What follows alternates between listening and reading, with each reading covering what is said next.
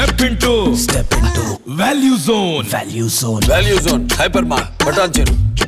బాబు గారు రోజా గారు ఫ్యూచర్లో ఏమన్నా మళ్ళీ జబర్దస్త్ జడ్జెస్గా రావచ్చు అని కూడా వినపడుతుంది. బాబు గారు ఎక్కువ వినపడుతుంది. వస్తారన్న, అది వాళ్ళ ప్లేస్, వాళ్ళ అడ్డా, అది ఎప్పుడైనా రావచ్చు, ఎప్పుడైనా బిజీ ఉన్నప్పుడు వెళ్ళచ్చు. వాళ్ళ అడ్డా అది,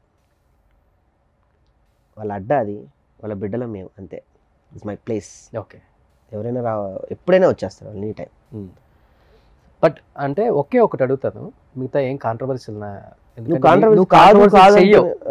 చెయ్యవు కాబట్టి నేను అడగను.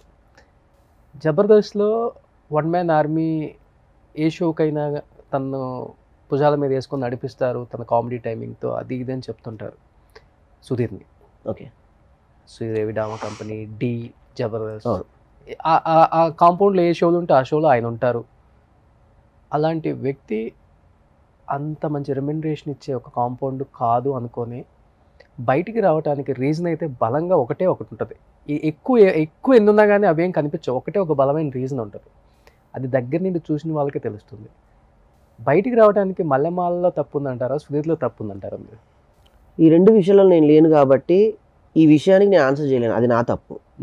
సుధీర్ని నీ దగ్గర నుంచి అంటే మాతో ఉన్న వ్యక్తే, మాతో ఎదిగిన వ్యక్తే తప్ప తను మేము నేనైతే ఎక్కువ ఇది అవ్వలేను. నేను ఇప్పుడు సీనన్న గురించి అడగండి చెప్తాడు. తను నేను చాలా ఇంకా ఫ్రెండ్లీ కన్నా ఎక్కువ నాకు సొంత అన్నలాగా. అంతేగాని తన ఇది లైఫ్ స్టైల్లో నేను లేను రోషన్ గారు. సో మళ్ళీ వెనక్కి వస్తున్నాడనే మాట నిజమేనా మరి? అది కూడా తెలియదు నాకు, అది కూడా నాకు తెలియదు బేసికల్లీ.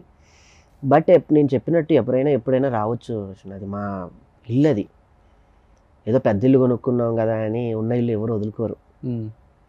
ఇది ఆన్సర్. పుట్టినీళ్ళు ఎప్పుడైనా మనం ఏమంటారు, అమ్మ ఇచ్చిన ఆస్తులు అవి మనకి. ఎలా నీకు ఇచ్చిన ఆస్తి ఏంటంటే, మా ఊర్లో నువ్వు ఎన్ని కోట్లు సంపాదించినా, ఎంత పెద్దవాళ్ళైనా సంక్రాంతికి ఎక్కడికి వెళ్ళాలి రోజు, మా అమ్మమ్మ వాళ్ళ ఇంటికి వెళ్ళాలి అంటారు. అవును, మా తిరుగు ప్రయాణం మళ్ళీ డెస్టినేషన్ అక్కడికే. ఎప్పుడైనా చంద్రగారి టైమింగ్ కానీ, సుధీర్ టైమింగ్ కానీ, వీళ్ళందరూ టైమింగ్ అంతా నెక్స్ట్ లెవెల్. అన్ని టీములు, మీ అందరి టీములు కలవబట్టే జబర్దస్త్ ఈరోజు ఇంత strong. One of the highest TRP rating ఉన్న ఒకే ఒక్క షో ఇప్పటికి స్టిల్ నౌ. అది అభిమానులు ఉన్నారు దానికి. ఏదో ఒక దగ్గర తగ్గొచ్చు కానీ ఇంకా ఇన్ని సంవత్సరాలు ఉంది అంటే అది ఉంటుంది. ఇంకా చూస్తారు మీ కొడుకులు కూడా, మీ కొడుకులు కూడా చూస్తారు. అయితే ఆల్రెడీ కొడుకులు ఎంటర్ అయ్యారు కదా. ఎంటర్ అయ్యారు. కాకపోతే రేపు చరిత్ర ఏం చెప్పుకుంటుందంటే, ఒకప్పుడు జబర్దస్త్ ఉండేదంట, అందులో జరిగిన అద్భుతాలు టెలివిజన్లో జరగలేదంట, అదో పెద్ద వేదిక అంట అని. రేపు జరగబోయే అద్భుతాలకి ఈ అద్భుతం వేదిక అవుతుంది. ఓకే, డెఫినెట్లీ అవుతుంది. సో ఇప్పుడు జబర్దస్త్ ఇంకో క్యూన్ కూడా వచ్చింది, హోస్టింగ్ సౌమ్య. తను అంటే సౌమ్య ది బెస్ట్ అనిపించిందా, రష్మి ది బెస్ట్ అనిపించిందా? అంటే నాకు తెలియదు రోషన్, తను సౌమ్య నాకు తెలియదు. రష్మి గారు అంటే కొన్ని సంవత్సరాల నుంచి మేము పరిచయం కాబట్టి రష్మి గారుతో నేను అందులో లేను. మా షూటింగ్ కూడా మేము వెళ్ళాం కదా. చూసావు కదా టీవీలో? చూసాను. అనసూయని మర్చిపోయేలాగా చేస్తుందా లేకపోతే? లేదు, ఒకటి రోషన్, జబర్దస్త్ స్టేజ్ మీద ఎంతమంది జడ్జిలు వచ్చినా నువ్వు మళ్ళీ ఈ రోజు అడిగావు. ఎంతమంది టీం లీడర్లు వచ్చినా మమ్మల్ని అడుగుతావు. అవును, ఎంతమంది యాంకర్లు ఉన్నా వాళ్ళే కావాలనుకుంటారు ప్రేక్షకులు. ఎందుకంటే ఆ వేదిక మీద ఒక గుమ్మాన్ని తీసి ఇంకో గుమ్మాన్ని పెడదాం అంటే ఆ ఇంటికి ఏం సెట్ అవ్వదు. ఏ గుమ్మానికి, ఏ గుడికి ఆ గోపురమే ఉండాలి. ఓకే, మార్చొద్దు, మార్చాలని ట్రై చేయొద్దు, వాస్తు సెట్ అవ్వదు. కూల్చేయచ్చు మళ్ళీ, ఓకే, కానీ రీకన్స్ట్రక్షన్ చేయాలి అంటే మాత్రం వీళ్ళే ఉండాలి. అది అవ్వదు. గట్టి తెలుగు పదాలు ఆడుతున్నారు, అర్థం చేసుకోండి. నీతో మాట్లాడాలంటే ఆలోచించి మాట్లాడాలి. నేను నోరు జారితే జారడం అని కాదు, చాలా బాగా చెప్పావు, నిజంగా చెప్తున్నా, వాస్తవం. అనసూయ గారు మళ్ళీ వెనక్కి రావాలి. వస్తుంది, అలా చెప్పావు, వస్తుంది. ఇంటర్వ్యూ చూస్తే తప్పకుండా. ఇద్దరితో ఎక్కువ ఎవరితో బాండింగ్ ఉంటుంది? అల్లరి. నేను అనసూయతో అల్లరి, నాకు సొంత ఫ్యామిలీ అక్క. రష్మి గారు తను దగ్గర నేను కొన్ని పద్ధతి గలమైనటువంటి బాధ్యతతో కూడిన విషయాలు నేర్చుకుంటూ ఉంటారు. రష్మి గారు వెరీ రెస్పాన్సిబిలిటీ, బాధ్యత, నాకు గైడెన్స్ ఇస్తూ ఉంటారు చక్కగా. నాకు రష్మి గారు అల్లరి. అమ్మకి ఇష్టమైన అమ్మాయి ఈ కోడలు మన ఇంటికి సెట్ అవుద్ది అని ఎప్పుడు అనిపించింది నీకు? సుజాతలో ఒక క్వాలిటీ చూసిన ఫస్ట్ ఏ తల్లికైనా భయం ఉంటుంది, మన ఇంటికి ఒక అమ్మాయి వస్తుంది అంటే ఉంటారా ఉండరా, మన అలవాట్ల పద్ధతి. కొంచెం నేను భయపడ్డాను. తర్వాత ఎప్పుడైనా కూడా రోషన్ చాలామంది అంటే నేను ఫార్ములా నేను ప్లే చేశాను బేసికలీ. ఎప్పుడైనా కూడా మనకన్నా వాళ్ళు కనెక్టివిటీలో ఎక్కువ ఉండాలి. మనం బయట తిరిగే వ్యక్తులు, బయట ఎన్నో టెన్షన్స్కి, ఈ ఉన్న కాంపిటీషన్ ఫీల్డ్కి మనం ఎన్నో చేస్తూ ఉండాలి. అది ఎప్పుడు మనం చేయగలం అని అంటే ఇంట్లో వాళ్ళ పీస్ఫుల్గా ఉండి, ఇంటి నుంచి ఫోన్స్ రాకుండా, ఇంట్లో హ్యాపీగా ఉంటే తప్ప మనకి సక్సెస్ రాదు. పెద్ద పెద్ద చిరంజీవి సార్ కూడా అదే అంటారు, ఈరోజు తను లేనిది నేను లేను, తనే మొత్తం ఇల్లంతా చూసుకున్నారని. అలాంటి వాళ్ళని ఆదర్శంగా తీసుకొని డెఫినెట్గా ఇంట్లో వాళ్ళు బాగుంటేనే మనం బాగుంటాం. లేకపోతే ఎక్కడ ఎన్ని ప్రపంచ దేశాలు తిరిగినా చిన్నపిల్లలాగా చొల్లో పడుకుంటుంది. సో వాళ్ళు ఒకసారి కూర్చొని మాట్లాడుకుంటే బాగుంటుందని నాకు అనిపించింది. ఒక రోజు నాకు హెల్త్ బాగాలేదు, హాస్పిటల్లో ఉంటే హాస్పిటల్లో కూర్చోబెట్టి మాట్లాడేద్దని సెలైన్ పెట్టుకుంటూ ఓకే కూర్చొని ఫస్ట్ మీ ఇద్దరు మాట్లాడడం క్లారిటీ లేకపోతే హాస్పిటల్లో ఉండాల్సి అంటే మనకి కష్టం. మనం నవ్వించేవాళ్ళం, లోపల ఏమి పెట్టుకున్నా ఏదో డిస్టర్బెన్స్ చేస్తూ ఉంటుంది. ఏం లేదండి నేను ఎన్ని బాధ్యతలు నవ్విచ్చేస్తాను, రాంగ్ సెన్స్. అది నవ్విస్తారు తప్పలేదు, కానీ ఒక మాస్క్ వేసుకొని మనం ఎందుకు, ఉంది కదా క్లారిటీ చేసుకోవడానికి సమయం ఉంది, టైం ఉంది, చక్కగా కూర్చోబెట్టి మాట్లాడితే ఏదైనా తేలిపోద్ది అనేది నేను బయట ఎవరితో గొడవ లేనప్పుడు కూడా అదే చేస్తాను. నా తప్పున నేనే తగ్గుతా, వాళ్ళ తప్పున నేనే తగ్గుతా. ఏదో తెలిసే టైంలో వాళ్ళకి తెలుస్తుంది. ఆ తెలిసి వచ్చే వరకు ఇన్ని రోజుల మధ్య ఏమైపోతుంది అంటే అగాధాలు సృష్టిస్తారు. ఒకరితో పెట్టుకున్నాం అంటే అది దూరం అయిపోయే కొద్దీ వీడు చాలామందికి స్ప్రెడ్ చేస్తూ ఉంటాడు వైరస్ లాగా, పురుగులాగా. పోనీ మనమే వెళ్ళి నా వల్లే జరిగిందని చెప్పడం వల్ల తనేం గొప్పోడవడు, నేనేమి తగ్గను. సో ఇప్పుడు నేను అదే ఇంట్లో ప్లే చేశాను ఆ ఫార్ములాని. అలా కొన్ని నేను కూడా విన్నాను నీ గురించి, బట్ ఇప్పుడు నువ్వు చెప్తే నాకు తెలిసింది. మేబీ వాళ్ళు కావాలని వచ్చి చెప్పుండొచ్చు. చేస్తూ ఉంటాను నేను అది. ఇప్పుడు మనం బాగుపడుతున్నా కూడా చూడలేక వరవలేని వాళ్ళు కూడా చాలా మంది కామన్ అమ్మా ఉంటారు. అదే మన దగ్గర నుంచి చూసే వాళ్ళు ఎప్పుడు మనల్ని వదిలిపెట్టరు, దూరం నుంచి చూసేది ఎప్పుడు కూడా అబద్ధమే.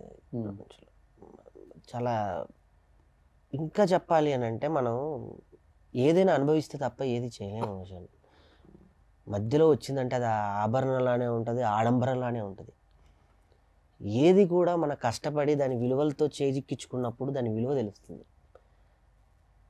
సో దాంతో వచ్చే పద్ధతులు అలానే ఉంటాయి, దాంతో వచ్చే సంస్కారం అలానే ఉంటుంది, దాంతో పాటించే విధానాలు, మన జీవన శైలి కూడా అలానే ఉంటుంది. ఏదో మధ్యలో వచ్చిందంటే మధ్యలో వచ్చినట్టే ఉంటుంది, మధ్యలో పోయినట్టే ఉంటుంది. డెఫినెట్లీ అని నమ్ముతా. ఇప్పటి నుంచి కళ కాదు కదా రోషన్, ఇప్పుడు ఉండాలని కృష్ణానగర్లో మనం తినక ఉండి కుటుంబానికి డబ్బులు పంపిస్తూ ఏదో రోజు ఒక గొప్ప స్థాయికి వస్తామని కదా. మనకు ఆ స్థాయి దేవుడు ఇచ్చాడు మన పడ్డ కష్టానికి, దాన్ని ఎంత కృతజ్ఞతగా ఉండాలి, ఎంత రుణపడి ఉండాలి. సో నా ఫీలింగ్, నేను ఒక మిమిక్రీ ఆర్టిస్ట్గా 11 ఏళ్లలో 11 సంవత్సరాలు నేను హైదరాబాద్ మా వరంగల్ వదిలిపెట్టి హైదరాబాద్కి వచ్చి ఇక్కడ తిరిగి అక్కడ ఆడకాలు పట్టుకొని వీడి దగ్గర తిరిగి అసిస్టెంట్ డైరెక్టర్ నుంచి ఇన్ని చేసి ఈరోజు ఈ స్థాయికి వచ్చినాయి. నా ఆఫ్టర్గా రాలేదు. ఏదో జబర్దస్త్ అనే ఫేమ్ వల్ల అందరూ అనుకుంటారు జబర్దస్త్ ద్వారా వీళ్ళందరూ బయటకు వచ్చారని, కానీ మాకు అంతకుముందు చాలా కష్టం ఉంది. సుధీర్ కానీ, శ్రీను కానీ, నేను కానీ, చాలామంది, కార్తిక్ కానివ్వు, అవినాష్ కానివ్వు, మిమిక్రీలు స్టేజీల మీద ఎన్ని బాధలు పడ్డాం. వాడు పేమెంట్ ఇచ్చేదాకా వాడు చేతులు కట్టుకుని వాడు ముందు కూర్చొని అందరు భోజనం చేసి వెళ్ళాక వాడు పేమెంట్ ఇస్తే అప్పుడు భోజనం చేసి, అప్పుడు భోజనం లేకపోతే వచ్చి ఇక్కడ కృష్ణలో ఇడ్లీ తిని మళ్ళీ తెల్లారి ప్రోగ్రామ్స్ ఎత్తుక్కొని ఒక బొమ్మ వేసుకొని మిమిక్రీలు చేసి వాడు ఇస్తాన డబ్బులు నువ్వు సరిగ్గా చేయలేదంటే వాడు ఇచ్చే 500తో సరిపెట్టుకొని. నాకు ఇన్ని పరిచయాలు ఉండి నేను ఈరోజు ఇలా ఉన్నాయి. నా సర్కిల్లో లేనోళ్ళు లేరు, నీలాంటి నాకు మంచి సర్కిల్, అందులో నేను ఆదర్శంగా తీసుకుంటా. Very good circle PR maintain చేస్తాను నేను కూడా. అంటే మాకు ఈ ఫీల్డ్లో తెలియకుండా వచ్చేస్తారు, వద్దన్నా వచ్చేస్తారు. అది కాపాడుకోవాలి. ఎవరికైనా వస్తారు, మనల్ని ఎవరైనా కలుస్తారు, కానీ ఎవరిని మనం పెట్టుకొని ఎవరితో బాగుంటే బాగుంటుందని మన చూసింగ్ ఉంటే చాలా బాగుంటాం. అదే మన సక్సెస్కి అదే కదా. అదే నాకు అలా ఉన్నారు, రూపాయి దగ్గర నుంచి కోట్లు కూడా లెక్క పెట్టిన ఫ్రెండ్స్ నాకు అలా ఉన్నారు. అందరు నా రక్షణ కవచాలాగా. నా ఫ్రెండ్స్ కూడా నేను ఓపెన్ చెప్తున్నా, నా జబర్దస్త్లో ఫ్రెండ్స్ నాకు ఎవరు లేరు బేసికలీ. అవునా? లేరు. మా ఇంటికి కూడా ఎవరు రారు. నా ఫ్రెండ్ సర్కిల్ అంతా బయట, పెద్ద రియల్ ఎస్టేట్ కానీ, డిఎస్పీ గారు కానివ్వండి, సివిల్ సర్ప్లస్ కానీ, ఐఏఎస్లు, ఐపీఎస్లు, వీళ్ళేం నా ఫ్రెండ్స్. కానీ నాకు ఎవరు నా జబర్దస్త్లో నా ఫ్రెండ్స్ లేరు. సూపర్. ఎందుకో నేను చేసుకోలేకపోయాను. స్కిప్ చేసాము, వచ్చేసాం అంతే. అంతవరకే నేను వాళ్ళకి నేను మర్యాద, వాళ్ళని నేను ఏదైనా ఆపద వస్తే కాపాడుకోవడం అంతే తప్ప లేదు రోషన్. నాకు చాలా సందర్భాల్లో చాలా రకాలుగా నేను ఫీల్ అయ్యా. మనం ఓన్ చేసుకొని మనం ఇది చేసుకుంటే వాళ్ళు ఏంటంటే వచ్చిన కొత్తలో మనతో బాగుంటున్నారు, ఒక రూపాయి చూడగానే వాళ్ళ ప్రవర్తన విధానం మారిపోతుంది. తెలియని అహంకారం. మన మీద బ్యాడ్ చెప్పేస్తారు బయటకి. ఏమి లేనప్పుడు మనం పచ్చడి వేసి పెట్టాం. ఇప్పుడు వాడు బిర్యానీ కొనుక్కొని తింటూ మనల్ని పచ్చడి పెట్టిన రోజుని తిడుతున్నాడు. కానీ ఆ రోజు పచ్చడి లేకపోతే మన పేగులో అన్నం పడేది కాదు, రేపు సాధించేదానికి మనకి శక్తి వచ్చేది కాదు. ఆ విషయం చాలామంది మర్చిపోయి బిహేవ్ చేయడం వల్ల ఓకే నీతో పని అంతవరకు అంత పని.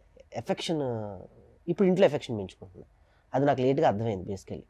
ఇంతకుముందు నేను బయట ఎఫెక్షన్స్ బయట టైం ఎక్కువ ఇచ్చాను, ఇంట్లో అసలు ఉండేవాని కాదు. అర్ధరాత్రి 12, 2, తెల్లారి 5 ఇంటి వచ్చేవాడిని.